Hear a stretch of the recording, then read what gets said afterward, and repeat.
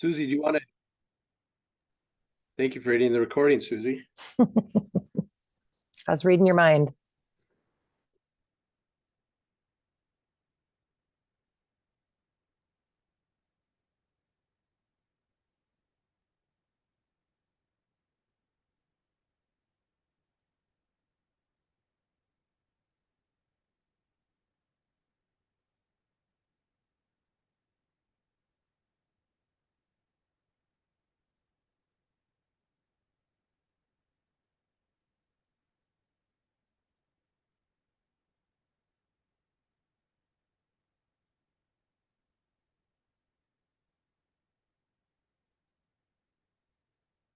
All right. Good morning, everyone. It's 10:45 here on Monday, not our normal lead meeting day, but we want to be conscious of your schedules and also new ADs tomorrow. We want to welcome our new ADs. If you haven't been to a lead meeting yet, thank you for being here and in attendance. We hope to see you in St. Cloud tomorrow for our new ADs meeting in partnership with MSHSL as well. We have close to 60 new ADs this year. I believe 47 are registered for St. Cloud tomorrow. So we wish you the best of luck in these meetings. We'll assist you. We'll talk more about that as well. Also, if you're viewing the recording of this and not here with us live here today, thank you for doing so. Welcome to board members from the MSHSL, especially our new board members. If you're in attendance here today, we do have a lengthy agenda. And bear with us. We're going to try and keep this under a half an hour or at a half an hour, but please know we don't meet again until October 12th. So we'll do our best to keep this at 30 minutes or under. Before we get started here today, just a reminder of what LEAD is. Every meeting should consist of a little bit of leadership, a little bit of education, some administration, and then how do we continue to get better and develop. Hopefully these topics are relevant to you. They're timely. They've been vetted through our liaisons, although we didn't have a chance to meet with our liaisons. Typically, we'll do so, and it's about effective and efficient communication to you. Liaisons around you, we'll have a list at our next meeting who is with us this year as our lead liaisons. They should be in your geographic area that can assist in providing feedback, both from you and to you from your liaisons. Again, we'll meet prior to those lead meetings, and we'll hope to be strategic in what those topics are. And again, it helps to us to connect ADs from around the state prior to our meetings and during our meetings. Our agenda here today for you, again, is a lengthy agenda. Eric's going to touch base quickly on our board meeting that took place last week, and then you can see the topics that we'll get through today. Again, let's make sure you're starting that year successfully. Phil's going to touch on that. You'll get to hear from Lisa, Eric, Laura, Phil, and again, myself as well in today's meeting. So we talked about our board meeting last week. I'm going to turn it over to Eric to give us a summary on all things that took place both at our workshop and our board meeting. Eric? Thanks, Bob, and good morning, everybody. It's great to have people back here. It's an exciting time for us as we get going. Our board met last week. Sunday and Monday were workshop, and then on Tuesday we had a board meeting. So lots of things that we discussed. As you are well aware, we set strategic directions, those areas of focus that lead the work that we do here at the league, and also assist our schools in knowing what our focus points and priorities are. So a lot of what took place was approval of the place that we have been going and the work that's been going on so far. And so focusing continuously on health, safety, and wellness for all. You're going to hear things like EAPs and AEDs through this meeting. You're going to hear about ways in which you prepare your coaches, etc. All of those are significant and important in the work that we do. Obviously, we're working towards safe, respectful participation for all students in all programs. And that takes all of us. It takes our students, it takes our coaches, our administrators, our officials. Everyone contributes to these kinds of experiences, and we need to all be on the same page. Again, you're going to see some things related to Together in Partnership, the version 2.0, and that'll come later in the meeting as well. And then continued focus on effective, timely, and targeted communication, making sure you have information at the right time, not only you, but other audience as well. How do we communicate with coaches or other administrators in your schools? All of that is significant and important to us to being able to be successful. So those strategic directions should look somewhat familiar because they really haven't changed a great deal from a year ago, but are quite a bit different from 2 and 3 years ago.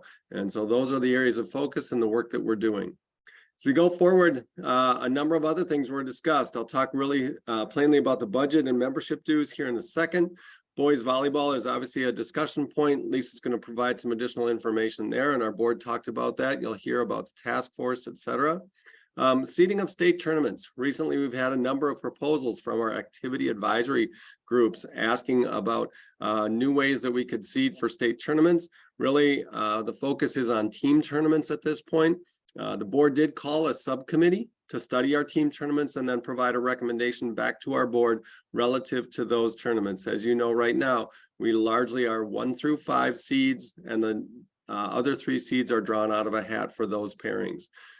State tournament regional representation was discussed around how we currently create our state tournaments, and our board affirmed the position that we have had for quite some time, and they even proposed adding this to the league belief statements as further emphasis on regional representation. And as we have folks from across the entire state, having somebody in your area be able to qualify for a state tournament is important and significant, and our board affirmed that. So listen further for more of that as we go through the year here. So we slide on to the next slide. We start talking about membership dues. This is a point that has been obviously a focal point for us, but our board and our staff have been really diligent in focusing on the sustainable financial plan developed in early 2021. And we know that membership dues have been higher than we wanted them to be able to be functioning effectively and have the programs that we need. But thanks to a number of factors, strong state tournament attendance, the streaming and broadcast contracts that we have, our new sponsorship agreement with Playfly Sports Properties, have all provided great benefits to the league in terms of financial position. And due to the financial position that we have, you received a projected number of membership dues for the 23-24. And because of where we stand, we're going to be able to credit that by 1.425 million and bring that down. So instead of 2.25 million, we're going to be closer to around that 800,000 in membership dues in total. What does that mean? In the end, our returning member schools are going to benefit from the success that we've had financially the last couple of years. And so your membership fee will remain at $100, but your per activity fee will drop to $75, and your per student fee will be erased for the coming year. In addition, it's important to know that the board has already set aside some dollars for credit for next year as well. And so that doesn't mean they will necessarily drop as low as they are this year. But this number for this coming year, as you may have seen in a release earlier, is lower than it's been for at least a dozen years. And so we're excited by that. We hope that that provides opportunity for our schools to do even more. And so that is the story from the board meeting and continued work in that particular direction. So with that, I think I'm turning it back to you, Bob. Yeah, very good, Eric. We have subcommittees, we have task force, and we have great news in terms of revenues and what your membership looks like.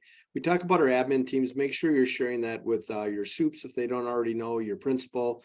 Also, your business manager is someone that's going to want to know those facts around membership. Here we are again at the start of another year. Phil's going to join us here and talk about what a successful start to our year looks like. Phil, go ahead. Awesome. Thanks, Bob, and welcome everyone. It's good to see all the faces on here and everyone excited and engaged to get moving this year. So undoubtedly there's a ton of stuff going through everyone's mind right now, especially new ADs as we're getting ready to get this fall season kicked off.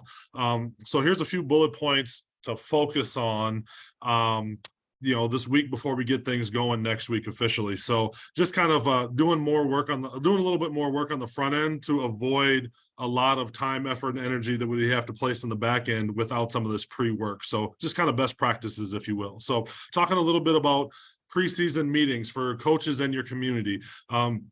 Some of you've already done these. Some of them are in place this week and maybe next week as we get going. But these are a great opportunity for you to share your vision for your school's activities. Take advantage of those in setting the tone for the entire school year with this fall meeting. And really what you do and what you allow in the fall kind of gives that vibe of what is going to happen for the entire school year. So it's very important to take advantage of that. Set your expectations. And help your coaches, your students, and your community meet those expectations. If you feel that it's too late to get something like this organized or to put something together like that, an email or maybe a team specific meeting or even a video recording, something like this that you could put together for your community to access, to view your vision, and to be able to connect with your students and your community is something that you can provide for them as well.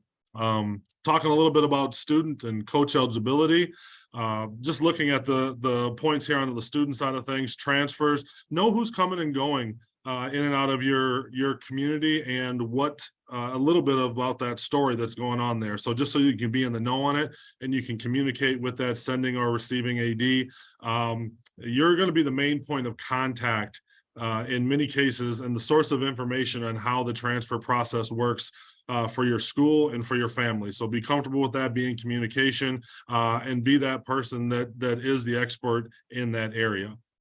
Talking a little bit about violations and application of penalties for any violations, MSHSL or local school penalties that may have carried over from last year or perhaps something that popped up in the summer. So just make sure that you're staying on top of that and in the know on any of those aspects on the student side of things. And then completing the registration. So it's important to make sure that your participants are fully registered before you get into your practices and you're getting on the field. This includes your sports qualifying physicals and looking at some aspects of the eligibility brochure as well, making sure that they've seen that, signed off on that, and completed your registration there. On the coaches side of things, Charlie's going to hop into a lot of the CERs and the head coaches courses and things along those lines. But just as a general mention in this slide here is making sure that all of your coaches have their CERs checked off before practices begin next week is going to be a good practice there.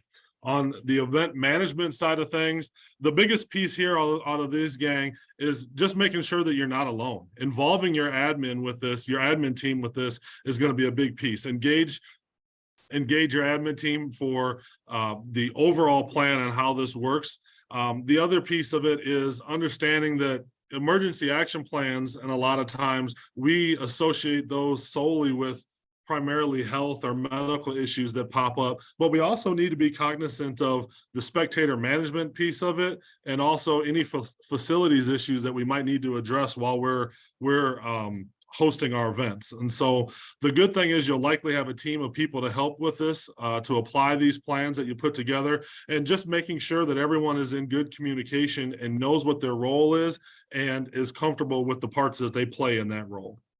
Talking a little bit about the behavior expectations. Together we make a difference, and our SALT, the Student Advisory Leadership Team, came together and put together or added some input for our MSHSL behavior expectations. Utilize those as a base of what your expectations are along the lines of behavior at your events. And this is not just for your students, your student athletes or participants, but also for your community and spectators as well. So that's a good foundational base to use for that. And then the last point under event management is just communicate. Communicate with your coaches and your student athletes or your workers, communicate with your admin and other assets that you have. You might be at a venue that's not on your school grounds and might have outside help from them. Those are also assets to help you implement your plan as far as your event management piece. One other quick note on the communicate point is to communicate with that opposing team's athletic director or admin there as well, making sure that everyone's in good communication of that plan of what happens when this happens or what happens when this happens, makes things go smooth and allows us to get to emergencies or situations a lot quicker and faster. And this all ties down into as well as the other 3 bullet points into the risk minimization. Everything that I spoke on here ties into risk minimization, how quickly we can handle things, how well people are in the know on different situations and how they'll be handled. So I would challenge you a little bit to look at in your handbook, page 3 of that has our founding purposes, missions, and belief. And if you really tie into those beliefs, the beliefs of the MSHSL, all of those are centered around the mitigation of risk and the health of our student athletes and participants. And so hop in that handbook and look at that before we get this year started and give you kind of a good base on how to move forward. So again, these are just some best practices that we've talked about as a staff to bring forward to you, and have some conversation around these with your conference ADs or maybe a veteran AD that you've been able to be in touch with. So Bob, if there's anything you want to throw in there before I pass it back to you, please do. No, great job, Phil. And again, these are best practices. And remember, many of you will have games before school starts, right? And what are the behaviors that you're anticipating from a new group of students, especially those incoming ninth graders that will be attending your events and or parents. So great job. We're going to have about 2,000 transfers here, I'm going to predict, because that's pretty common. Lisa's going to talk about where we're at with our transfer portal at this time on the website. Take it away, Lisa.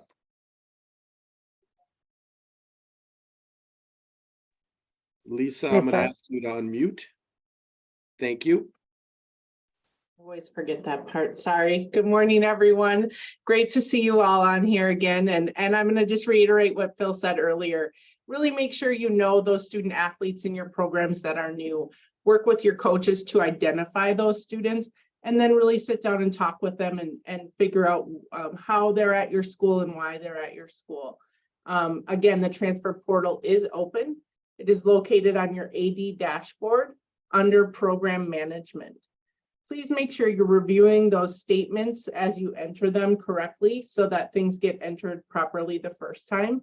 Also note that the sending school and receiving school will receive emails when they need to add information into the transfer. You can expect determinations to begin starting by the league on August 14th, and we do those by season. And so just some information there on that, and really making sure you're working with your coaches on knowing who's on their rosters and where those students came from, including ninth graders. We know that ninth graders may be new to your district, and it's really important to get their story as well. So Bob, I will turn it to you after that. Very good. Thank you very much, Lisa. And the three of us, Susie, Lisa, myself, will be working on the portal with those transfer students. Remember, this is according to policy language regarding that 14th, that third week in August. I would say some hot topics here around eligibility. Just make sure that you have clarification heading into the new year. There's questions around the continuation of the summer season schedule. Remember that summer coaching waiver, you give access to your student athletes for your coaches. There is language in there that talks about the continuation of the summer schedule. Think of VFW and or Legion baseball. Their summer schedule is dependent upon whether they go qualify for state and then potentially nationals. They are allowed to play into August for activities or sports that are just adding a tournament, or their summer schedule hasn't determined play in August. Those do not qualify. So for instance, a lacrosse tournament that took place this past weekend, starting on Friday for girls, where some of our member schools had their coaches coaching their student athletes. This was not determined by their summer schedule. This would be a bylaw violation. So again, your coaches should not have access or communication until their seasons begin that surround or are about that fall season. Again, make sure that you're protecting the eligibility of your coaches and your student athletes. As of August 1st, Minnesota has legalized cannabis for those that are 21 years or older. If you're interested in that statute, it is interesting, talking about who can do what, and most of it or all of it says it should not be around schools and or school-age children. Just know that we have covered cannabis under bylaw 205. It's in the first two Q&As on page 45 of your handbook. Look for the first part of next week, the transfer eligibility guide. We're going to do a recording on this. We didn't have enough time for this week. This is one of the most popular questions that we have around online schools, home schools, charter schools. I'll do a recording on that you can view when you have questions and you're calling on the certified online providers.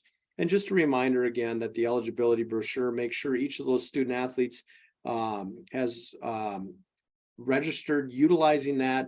You get to see what they answered. Again, protect our student athletes, our student participants, not only their health and safety, as Phil talked about with risk minimization, but know where your students were at.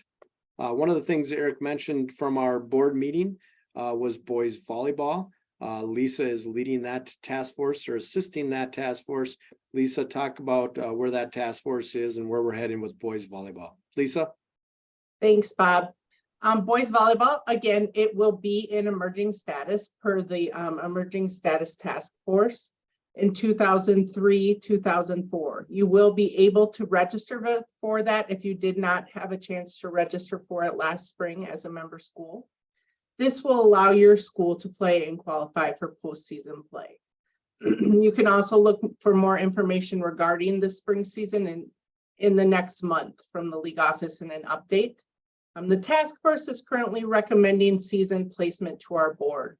We're looking for some consensus on the season that will allow growth for boys volleyball. You will see a member survey and should have seen it in last week's update. This is available to grab some consensus from our member schools in terms of what they are hearing and seeing with boys volleyball. We would ask you to complete that survey by August 17th. So again, you will be seeing more information throughout the next few months on boys volleyball. Thanks, Bob. Thanks for our task force and their work on, and we anticipate seeing when we'll hear more information on boys volleyball. And we're on to 2.0 of Together in Partnership. Together we make a difference. Charlie, take it from here, please. Thanks, Bob. Good morning. Welcome back, everyone. This fall, Lisa and I are working together to coordinate regional student meetings together in partnership. This Together 2.0, as both Bob and Eric have referenced already, is a continuation of the good work of the Together We Make a Difference workshops from a year ago. Those workshops led to the student-created Minnesota State High School League behavior expectations. We've referenced that also a couple of times. Thank you, Phil, for bringing that up to our attention here earlier in this meeting. You can find that document linked in the governance section of your dashboard and of the public side of the website. We've committed to offering 8 regional student meetings during the month of September. The primary outcomes you can see here on the slide, providing a platform for students to engage with each other in these workshops, we believe will assist them in developing common language and assist them in further clarifying the specific behaviors that are or are not acceptable for competitions in their part of the state, in their region, conference, etc. We also know that the more time students from different schools work together, the stronger their connection to each other will be and the deeper their relationship will be. And those that will always have better outcomes.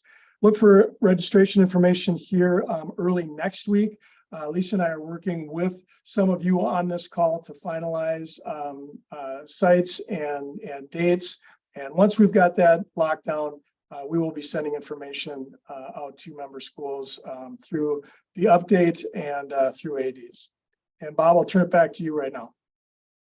Very good. Appreciate your work, Charlie, with those schools and with Lisa's assistant as well.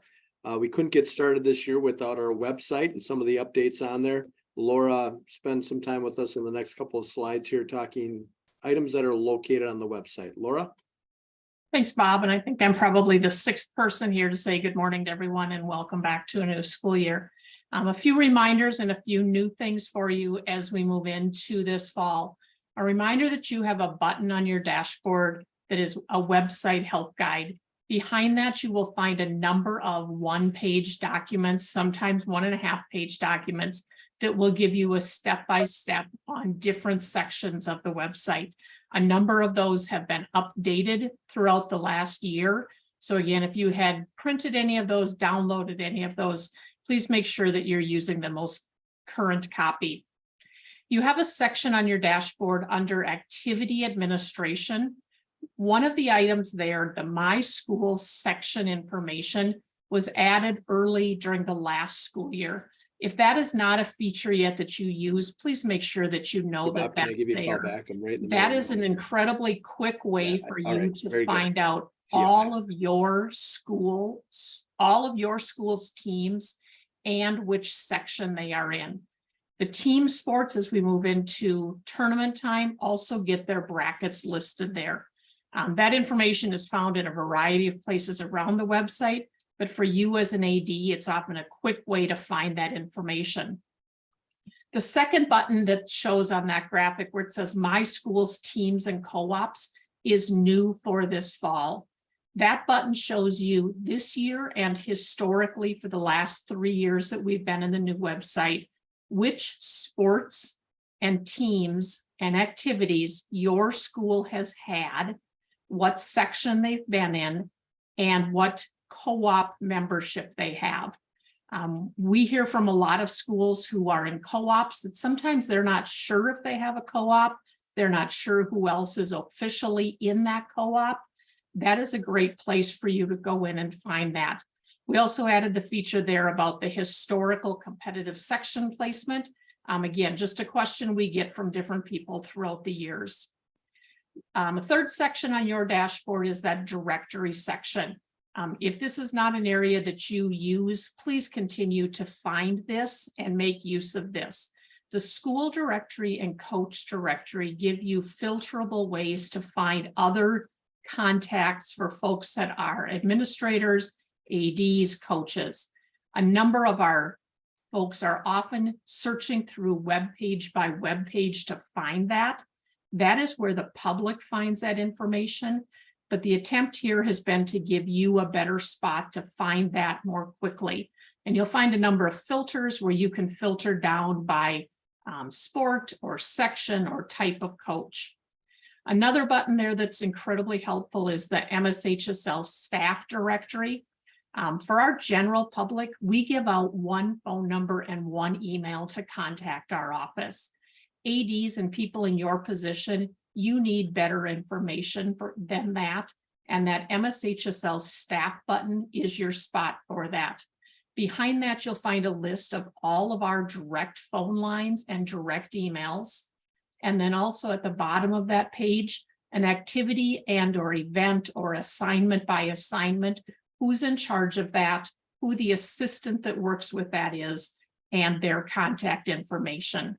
I know a number of ADs over the years have printed this page, and that's something that might be handy to have by your phone or in your calendar or somewhere else. We are pretty settled in for this year and don't believe that's going to change much, so that may be a printable piece for you.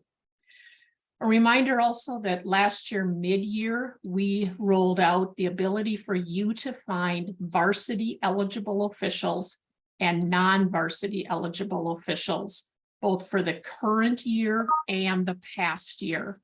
A number of our schools, especially those that don't have access to using associations for sports, need access to that information to be able to schedule their officials. So you can go back and find eligible officials from last year, hire them, but remember then that you do have that final step that you need to make sure that they are eligible for this school year before you actually use them. So please use those tools. You will find that there are not many eligible officials yet for this year. And that is simply because their tests and rules meetings rolled out to them last week. So they are in the midst of working on that, and that eligible list for this year should continue to grow. And then finally, a piece that we're really excited about because it's just going to be a time saver for you in your roles. Assigning coaches to activities. You will find a new button on your dashboard under program management called Coach Roster. And coaches used to need to be assigned different ways depending on what their level of coaching was. And generally it was about a 4 or 5 click process for people. We believe that this incredibly simplifies that. It gives you all of your coaches in one spot, gives you some drop downs to assign them to their activities. There is a submit save button up at the top. You'll also find some filters. So those of you with an awful lot of coaches on your roster, you may find that you want to start filtering by person or by sport or by season. The submit coaching changes, you do need to save these each time you do. We've built in the fail safe that if you try to close that window without saving, it'll give you that pop-up. Of course, you need to see that. And there are a few pieces on here that we're still tweaking to get just right, but so far, those that have been in have given us incredible feedback on this tool. So please get in, let us know what you need and what you like about it and how we might tweak this even more. Finally, just a reminder, anything website that you're looking for help or assistance on, please email us at info@mshsl.org. There are a number of us in our office who jump into that email box, and that is the quickest way to get responses on those. If you send those directly to folks in our office with website things, often those wait a bit in an inbox. With a number of us in this mailbox, our response time is generally pretty quick on that. Bob, I'm going to turn it back to you. All right, we're going to exceed this half an hour. I apologize here. We're going to try and finish here in the next 5 minutes. And I'm going to turn it over to Charlie again to talk about where we're at with continuing education requirements heading into this year. Charlie? Great, thanks again, Bob. Just a little bit of information about coaches' education over the next 2 slides for each of you. First, a reminder that the educational opportunities offered by the league are done so as a benefit to the member schools. It's important to know that these requirements come from different places. For example, the head coach and concussion requirement are both required by state law. In addition, the high school league board has policy requiring continuing education that has been in place since 2014. The annual general and sport specific activity rules meetings or modules have been required by coaches for decades, and used to require travel by coaches to regional sites. For the last several years, of course, we've offered them in a digital on-demand format to be completed during the preseason. This fall, of special note, marks the first year of a new 3-year continuing education requirement cycle for both coaches and ADs. There are 4 modules in this continuing education requirement cycle. Concussion, as referenced and required by Minnesota State statute, inside-out coaching, a suicide prevention module, and diversity, equity, inclusion, belonging in the Minnesota State High School League. And again, once that has been completed, it is good and marked as complete for 3 years until the next cycle begins. We can move to the next slide. On this next slide, you'll see what coaches see in their dashboard. Your dashboard view is going to be similar, but you can see the 4 modules resting in the continuing education requirement. Once each module is completed, the module will redirect them back to their dashboard, and coaches will view a check mark in the box showing completed. And as a special note for this cycle, there is a journal that coaches should print and access for the inside out coaching module. And you can see that here in this image at the bottom of the CER space in the dashboard. As you can see under the annual requirements section, coaches have the option to print a record of the courses that they have taken. And over the course of this year, the league will provide e-learning options in the new elective learning resources section of their dashboard, also shown in this image. And likewise, in the AD, in your dashboard as an AD, you will find a continuing education report in the education section. This is going to allow you to help monitor and track the progress of your coaches by season or by individual. In addition, you can access the general and sport and activity specific rules modules in that same education section of your dashboard. So just a quick flyover, Bob, of the education requirements and where you can see them and monitor them. And I'll pass it back to you to get us going towards wrap up here. Thanks, Charlie. Hearing great things about the updated modules. Things like mental health has been a request for a long time from our membership. So great job between you and Lisa on those modules. The reason why we will not be together on lead again until October 12th is partially due to area meetings. Eric, walk us through area meetings here as we come to a meeting near you. Thanks, Bob. As most of you are well aware, we do area meetings annually. You are required to have for your member school, one administrator at least attend our area meetings. And so feel free to invite a principal or even an MSHSL board rep from your school board to attend. There's no way to get all this information into 30 minutes here, and this is a chance to hear from us directly, see us face to face. We're going to be coming to a town hopefully near you somewhere. So put this on your to-do list and get registered for one of these meetings that works in your schedule. I know you live by calendars on a regular basis. It's a great chance for you to network as well. So think about reaching out to maybe a new AD or an AD that's new in your particular region and see if they want to ride together or connect with them at the meeting would be great. So we look forward to seeing you again across the state over the course of 3 weeks in September. We'll turn it back to you. Last thing, you can register in your dashboard. On the right side under MSHSL resources, look for area meetings and please fill out that registration if you would. We'll turn it back in the interest of time, Bob. Thank you. And we're going to head into quick takes and a long meeting. Lisa? Perfect. Thanks, Bob. Just a few reminders and some highlights. There is a new health and safety tab. And this tab is on the main pages of our website up on the top. This will assist you in finding many of our documents related to health and safety, including our weather recommendations, all of our physical forms, our eligibility brochures on there, as well as some really good resources individually for certain health and safety topics. This will be an ongoing updated area, so check in often and frequently to see any new information there. A reminder, as you are working to schedule and staff your events, bylaw 413 that talks about minimum numbers of officials needed for a contest. Please make sure you're reviewing that in the handbook as it is individualized per our sports and activities. Your AD tournament card, you will be receiving information next week about applying for that AD tournament card. That will be in the update next week, as well as accessible on your dashboard. And then just a reminder to check out the Together in Partnership video. This video was provided to school boards as a part of your annual resolution for membership sign up.